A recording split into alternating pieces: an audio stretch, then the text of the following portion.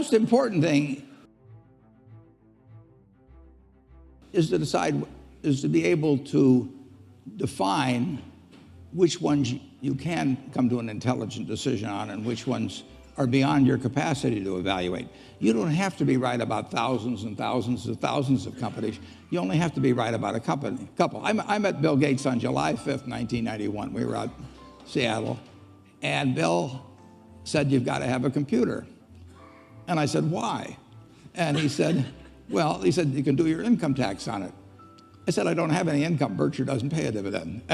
He said, "Well, you can keep track of your portfolio."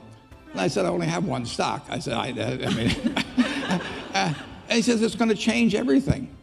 And I said, "Well, will it change whether people chew gum?" And he said, "Well, probably not." And I said, "Well, will it change what kind of gum they chew?" And not. And I said, "Well, then I'll stick to chewing gum and you stick to computers, you know." I don't have to understand all kinds of business. There's all kinds of business I don't understand. But there's thousands of opportunities there. I did understand the Bank of America, you know,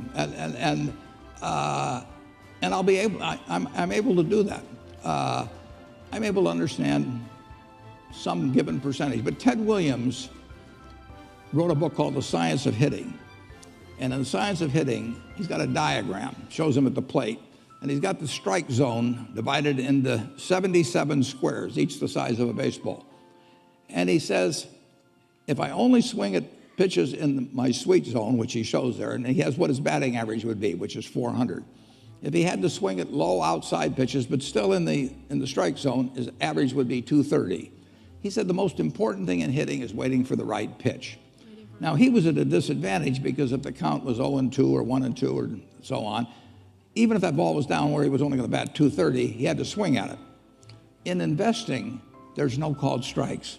People can throw Microsoft at me and, you know, you name it, any stock, General Motors, and I don't have to swing. And nobody's going to call me out on called strikes. I only get a strike called if I swing at a pitch and miss.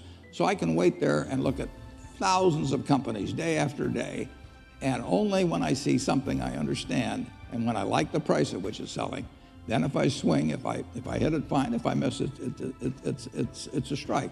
But it's an enormously advantageous game.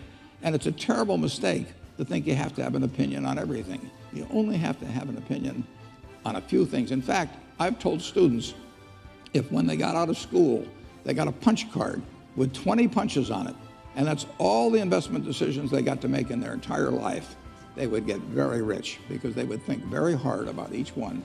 And you don't need 20 right decisions to get very rich. You know, 4 or 5 will probably do it over time. So I don't worry too much about the things I don't understand. If you understand some of these businesses that are coming along and can spot things on, if you can spot on Amazon, for example, I mean, it's a tremendous accomplishment what Jeff Bezos has done. And I tip my hat to him. He's a wonderful businessman. He's a good guy, too. But could I have anticipated that he would be the success and 10 others wouldn't be? I'm not good enough to do that. But fortunately, I don't have to. You know, I don't have to form an opinion on Amazon. And I did form an opinion on the Bank of America, and I've formed an opinion on Coca-Cola. I mean, Coca-Cola's been around since 1886. There's 1.8 billion 8-ounce servings of Coca-Cola products sold every day. Now, if you take 1 penny and get 1 penny extra, that's $18 million a day.